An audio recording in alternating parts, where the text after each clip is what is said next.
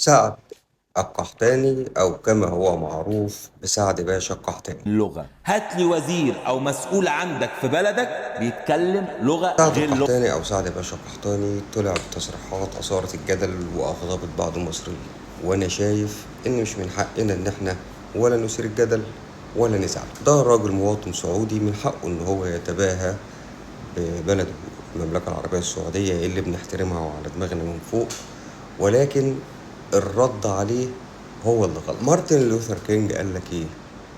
ليس من شيء في العالم كله أخطر من الجهل الصادق والغباء حي الضمير.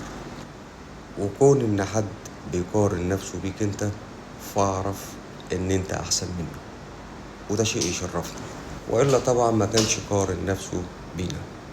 كل التحية للمملكة العربية السعودية وشعب المملكة العربية السعودية، وسعد القحطاني لأ.